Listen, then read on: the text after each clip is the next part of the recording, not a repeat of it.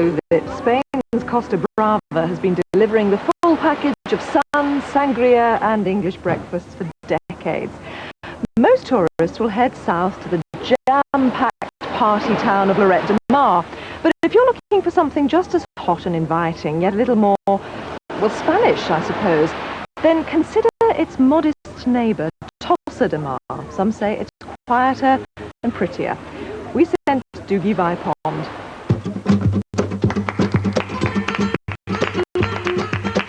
For many years, Tossa de Mar drew intellectuals and artists from around the world. And today, you still get a sense of the artistic community. But Tossa has a split personality. On one hand, you get the chance to be a culture vulture. And on the other, you can chill out as a beach bum on any one of its 3 beaches. Tossa is on the Costa Brava, the wild coast, but it's not nearly as wild as its neighbour, Lloret de Mar. Here, the medieval walls have protected the old town from being overrun by developments beyond the beach. And as you wander around, you can still get lost in its history. What a beautiful day!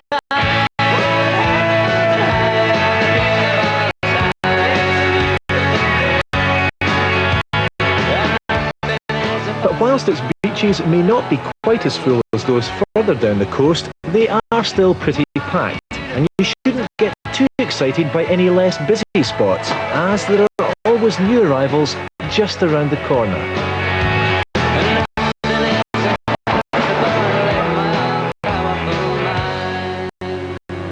Lots of people come here for the day from up and down the coast, and in the height of summer, water buses abound. Now, they are pretty regular, but as usual, you hang around and then 2 turn up at the same time. Also, they can get a wee bit busy, so if you don't fancy the crush, there are lots of private speedboats around that make life so much easier. What a beautiful day!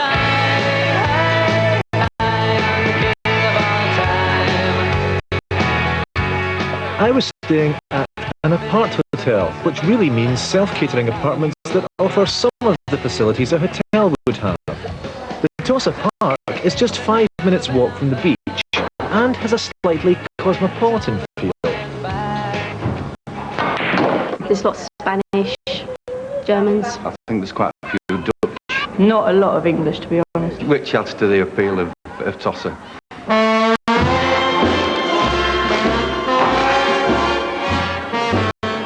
And in the privacy of your own room with no holds barred, you have everything you need to make a great Catalan dish for lunch.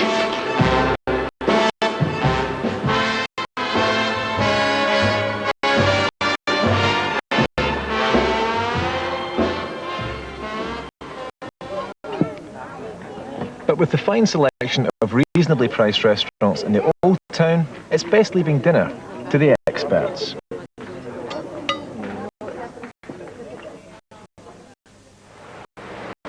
In the height of the season, it's really not advisable to hire a car. And that's not simply because of the numerous twists and turns on the cliff roads, but really because it could drive you round the bend just trying to get anywhere. The traffic jams here put the M25 to shame. All in all, it's best to join an excursion and let someone else take to the wheel. Girona is a provincial capital and has always been in Spain's front line. It's called the City of 1,000 Sieges, as it's easily withstood invasion. Quite frankly, I'm not surprised. I mean, have you seen the amount of stairs?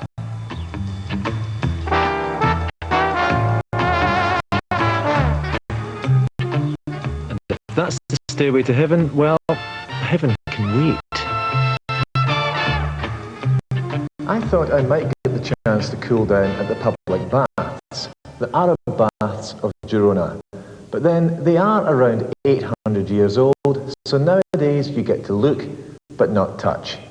The second half of this excursion takes you to Lake Banyoles and to the spot where our Serral brothers won gold for rowing in the '92 Olympics. Well, I couldn't exactly come here and not try rowing, could I? I know how those boys must have felt when they approached the finishing line.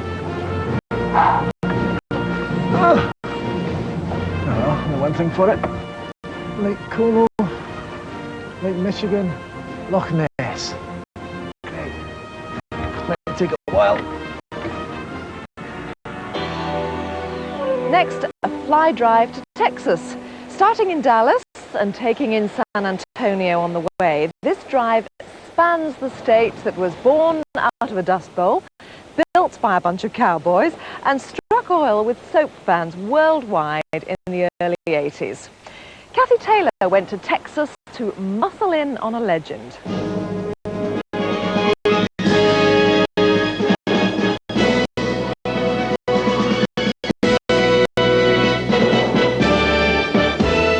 Dallas, Texas, big city, big state, and the starting point for my Texan fly drive. To break me in gently, I headed for the spiritual homeland of one big Texan, J.R. Ewing. After 356 episodes, it's not surprising that the original ranch is a major attraction. For a die-hard Dallas fan, all this should be very familiar. The Ewing family parking spot where Sue Ellen would violently swing her car after another drunken binge. The only entrance to South Fork ever used by the Ewings, the sliding doors behind Miss Ellie's breakfast table. And JR's private balcony where he could eavesdrop on conversations down below. Dallas City tries to maintain the glamorous image, but in reality it's a hard-working business centre and hardly a cowboy or Stetson inside. Even with all the publicity, the documentaries and the films, nothing quite prepares you for the moment you drive down Elm Street, past the book depository and draw level with the grassy knoll. It was right here that President Kennedy was assassinated back in '63. The events of that day rocked the nation. The infamous 6th floor of the book depository is now a museum with over 450,000 visitors a year. Despite the many conspiracy theories, the official report concluded that shots were fired by one Lee Harvey Oswald from the book depository here.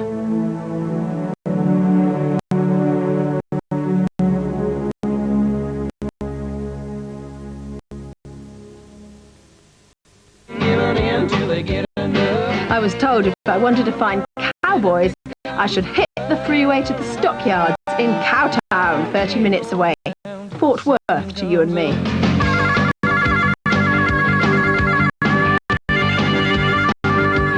Well, I just had to.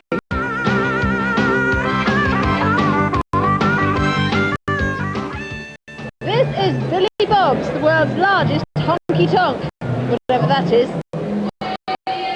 Well, I can now tell you, it's a massive bar complex with shops, dance floors and an indoor bull riding pit. But a word of warning, this is not for the faint-hearted, especially children. Whilst the bulls come off relatively unscathed, the cowboys can get hurt.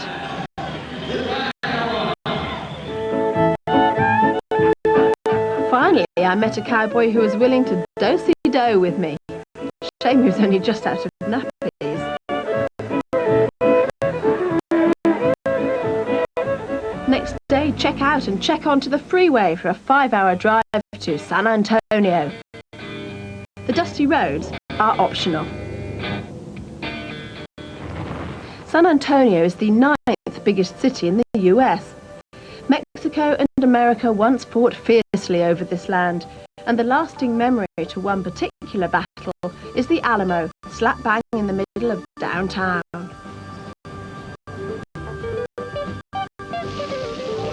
And way down below downtown is the Riverwalk, a subterranean waterway where you can gorge your Tex-Mex either off or on the water.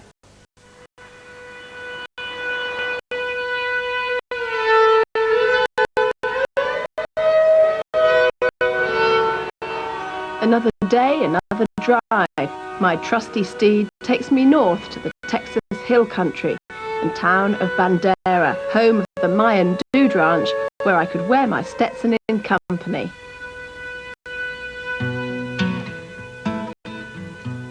On the ranch, your wallet stays in your pocket, as this part of the holiday is all inclusive. The only extras are the evening bar bills. For the uninitiated, dude ranches are for wannabe cowboys or girls, and for many of my compadres, it was their first time on horseback. What's this one called then? This is hawk. Hawk. Just think of that beautiful bird flying over. Oh, hawk, right. So.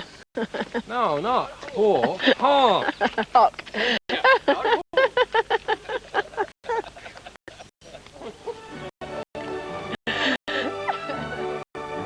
Fortunately, me and Ark got along just fine.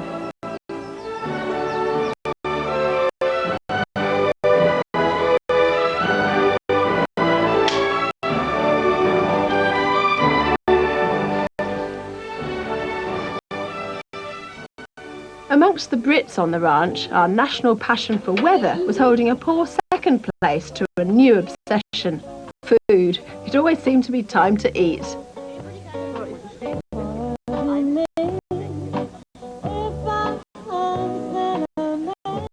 That is good barbecue sauce, isn't it? Not a holiday to come on if you're on a diet then. No, definitely not. No, you can put... I didn't weigh myself before I come away, and I'm really glad I didn't.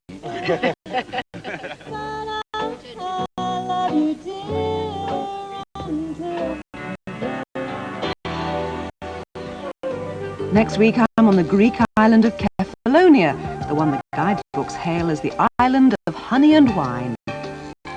Neil Morris is in Costa Rica, where he finds a jungle, a volcano and a waterfall.